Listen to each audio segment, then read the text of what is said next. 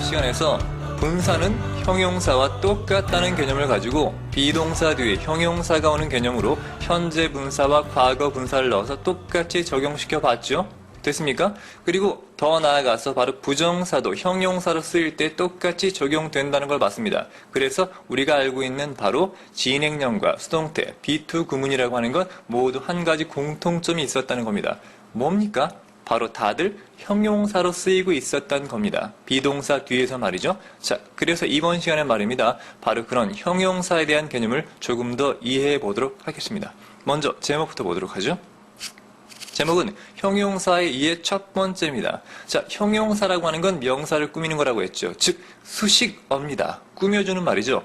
따라서 기본적으로 수식어를 이해해 보도록 하겠습니다. 자, 영어의 수식어는 말입니다. 크게 두 가지가 있습니다. 바로 앞서 말씀드렸던 것처럼 형용사가 있고요. 또 하나가 바로 부사입니다.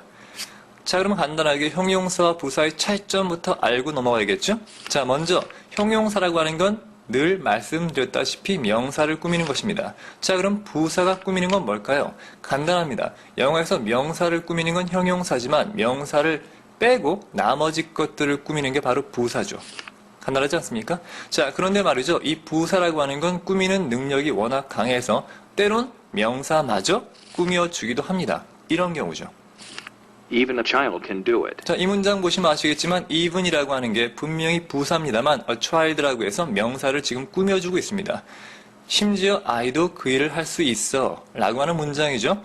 다시 한번 말씀드립니다만 원래 부사는 명사를 꾸미지 않습니다만 예외적인 경우입니다. 부사는 원칙적으로 동사를 가장 먼저 꾸민다고 보시면 되겠습니다.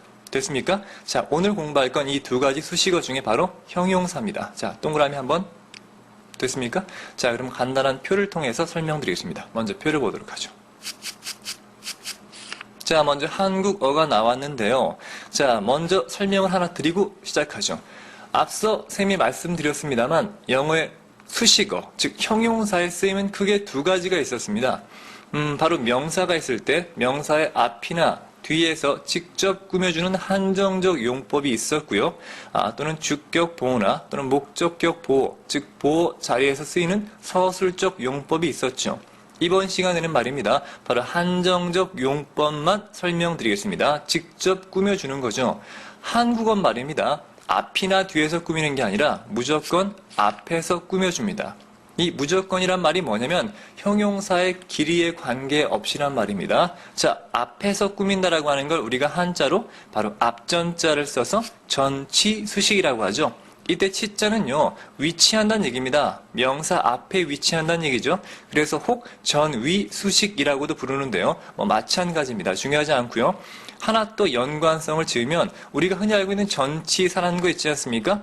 똑같은 개념입니다. 전치사는 뒤에 항상 목적어가 온다고 했죠. 이 목적어는 늘 명사밖에 올 수가 없습니다. 그래서 명사 앞에 위치한다고 해서 앞전자 위치할 치자를 쓰는 게 바로 전치사입니다.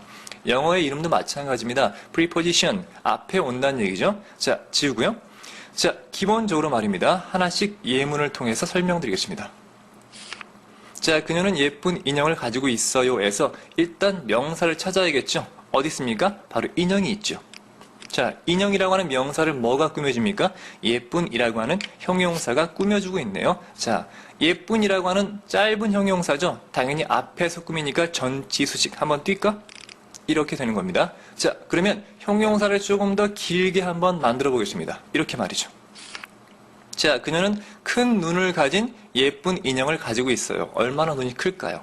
마찬가지 인형이라고 하는 명사가 있는데 뭐가 꾸며줍니까? 이번엔 좀 길게, 요게 명사를 꾸미는 형용사입니다. 마찬가지 길어졌지만 앞에서 꾸미는 거니까 전치수식이죠. 한 번 더 올라갈까? 잘했어. 자, 됐습니까? 이번엔 조금 더 길게 한번 해보도록 하죠. 세 번째 문장 주세요. 자, 그녀는 내가 어제 만든 예쁜 인형을 가지고 있어요 란 문장입니다. 마찬가지 인형이란 명사를 꾸미는 말은 이렇게 길어졌어요. 하지만 이번에도 마찬가지 앞에, 즉 전치수식이라는 게 중요합니다. 한국말은요, 명사를 꾸미는 형용사가 제 아무리 길어도 명사 앞에 위치한다는 게 특징입니다. 됐습니까? 자, 그러면 지금부터 영어를 보도록 하겠습니다. 영어는 말입니다. 명사를 꾸며주는 말이 명사의 앞이나 뒤에서 직접 꾸며준다고 했죠. 자, 이때 앞이냐 뒤냐를 결정짓는 건 바로 형용사의 길입니다. 자, 무슨 말인가 하면 일단 기본적으로 말이죠. 형용사가 단어 한 개짜리 짧은 거면 한국어와 마찬가지로 앞에, 즉 전치 수식합니다. 하지만 형용사가 단어 2개 이상이 모여서 좀 길어지지 않습니까? 그러면 뒤에서 꾸며줍니다. 이걸 바로 후치 수식이라고 하죠. 자, 먼저 예문을 통해 설명드리겠습니다. 각각 왼쪽에 있는 우리말을 영어로 옮겨보겠습니다. 이렇게 말입니다.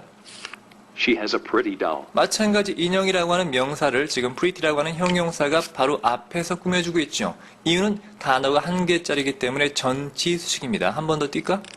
됐습니까? 자, 두 번째 문장을 옮겨서 해보겠는데요. 두 번째 문장은 좀 봐야 됩니다. 왜냐하면 큰 눈을 가진 예쁜이라고 하는 우리말은 함께 붙어 있지만 영어는 끊어줘야 됩니다. 바로 여기서 말이죠.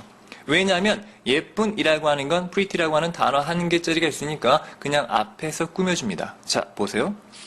She has a pretty doll. 자, 지금처럼 인형을 바로 앞에서 pretty가 꾸며주고 있죠. 하지만 큰 눈을 가진 이라고 하는 건 좀 길어졌기 때문에 뒤에서 앞쪽으로 이렇게 꾸며줍니다. 자, 이때 어떤 말을 넣어야 될까요? 혹 어떤 분들은 말입니다. 큰 눈을 가진이라고 하니까 관계 대명사를 써서 which has big eyes라고 하시는 분도 계신데요. 사실 말입니다. 가급적이면 영어는 쉽고 간결하게 쓰는 게 좋습니다. 어렵고 좀 복잡하게 쓴다고 해서 영어를 잘하는 것처럼 보인다는 생각은 착각입니다. 가장 좋은 영어는 정말로 쉽고 간결하게 영작하는 것입니다. 이렇게 하면 되겠죠? 간단하게. With big eyes. 자, with big eyes. 큰 눈을 가진 하면 됩니다. 그러니까 짧게 할 수 있는 걸 굳이 늘려서 길게 하는 건 안 좋은 습관이라는 걸 먼저 알아두시면 되겠습니다. 자, with big eyes라고 하는 것도 지금 명사를 꾸며주는 형용사인데요. 이런 건 지금 단어가 하나, 둘, 세 개 있지 않습니까? 그리고 동사가 포함되지 않았기 때문에 이런 걸 형용사 구라고 합니다. 자, 구와 절에 대한 자세한 개념도 뒤에 샘플 강의 있으니까 꼭 시청하시기 바랍니다. 됐습니까? 자, 지금처럼 길어졌죠? 형용사가 길어지면 당연히 뭡니까? 뒤에서 꾸미는 후치 수식입니다. 됐습니까? 자, 그럼 마지막 문장 한번 영어로 옮겨보도록 하죠. 일단 예쁜이라고 하는 건 똑같이 앞에 씁니다.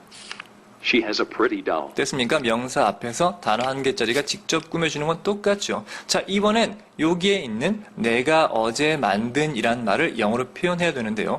자, 길어졌죠? 근데 핵심은 말입니다. 이번에 내가 어제 만든이라고 하는 건 내가 만들었다라고 하는 주어 동사 개념, 즉 문장이 포함됐다는 걸 먼저 아셔야 됩니다. 이런 게 바로 이제 관계사절인데요. 굉장히 쉽습니다. 일단 봐요. 내가 어제 만들었다라고 하는 걸 영어로 그냥 써보세요. 내가 만들었다 어제니까 이렇게 되겠죠? I made yesterday. 자, 문제는 뭡니까? 나는 주어고요. 만들었다는 건 타동사인데 지금 타동사 뒤에 뭐가 없습니까? 목적어가 없죠. 왜요? 그 목적어가 바로 그 인형입니다.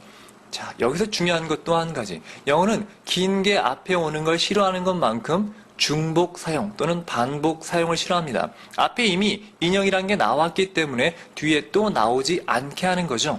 그래서 발달된 게 바로 대명사입니다. 여기서는요, 일단 인형을 아예 생략해 버리고요. 또 한 가지, 앞에 문장이 있고, 즉 동사가 있고 뒤에도 동사가 있기 때문에 두 개의 동사가 나오면 반드시 한 개의 접속사가 필요하다고 제가 설명드렸었죠? 따라서 요 가운데 접속사가 들어갑니다. 근데 그냥 접속사가 아니라 바로 여기에 생략된 목적어까지 함께 나타내는 대명사 역할까지 하는 접속사가 필요한데 그게 바로 관계 대명사입니다. 그 유명한 바로 which가 들어가죠. Which. 됐습니까?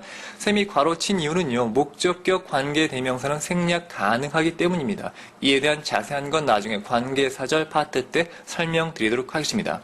이것도 말입니다. 긴 문장이지만 결국 하나의 형용사입니다.